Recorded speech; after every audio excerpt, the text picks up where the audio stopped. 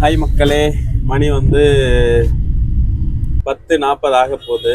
நம்ம வந்து 4-5 டியூட்டி பண்ணிட்டோம். கிட்டத்தட்ட 800 ருபீஸ் நம்ம ஏர்ன் பண்ணியிருக்கோம். இந்த டைம் காலையில் ஒரு 7 மணிலேருந்து 10:40க்குள்ளே ஒரு 800 ருபீஸ் நம்ம ஏர்ன் பண்ணியிருக்கோம்.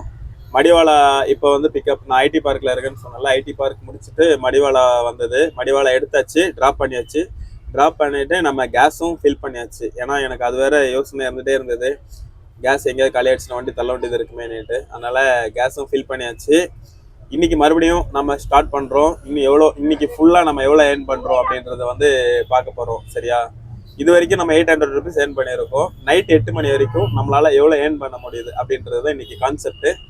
நம்ம ஃபுல்லாக நான் உங்களுக்கு அடுத்தடுத்த அப்டேட் நான் பண்ணிகிட்டே இருக்கேன். நைட் 8 மணி வரைக்கும் என்னோட அப்டேட் வந்துகிட்டே இருக்கும். வெயிட் பண்ணுங்கள், மறக்காமல் சப்ஸ்கிரைப் பண்ணுங்கள். உங்ககிட்ட கேட்டுக்கிறது ஒன்றே ஒன்று, அதுதான். ஏன்னா நீங்கள் கொடுக்குற ஆதரவும் அன்புலையும் தான் என்னோட ஒரு உற்சாகன்றது ஒன்று இருக்குது. ஸோ அதனால் எனக்கு கொஞ்சம் சப்போர்ட் பண்ணுங்கள். அடுத்தது எலக்ட்ரானிக் சிட்டி வருது, பட் ஆனால் நான் எடுக்கலை. ஏன்னா இப்போ அந்த பக்கம்லாம் டிராஃபிக் ஹெவியாக இருக்கும், போனால் வர முடியாது. மத்தியானம் வேற இன்னொருத்தவங்க எஸ்எம்பிடி ரயில்வே ஸ்டேஷன் ஒருத்தவங்க போகணும்னு சொல்லி ஆல்ரெடி சொல்லியிருக்காங்க. ஒரு 3 மணி அந்த மாதிரி டைமில் அவங்கள போய் பிக்கப் பண்ணுற மாதிரி இருக்கும். ஓகே மக்களே, நீங்களும் பார்த்து சேஃபாக இருங்க. மறுபடியும் அடுத்த வீடியோவில் பார்க்கலாம். பாய்.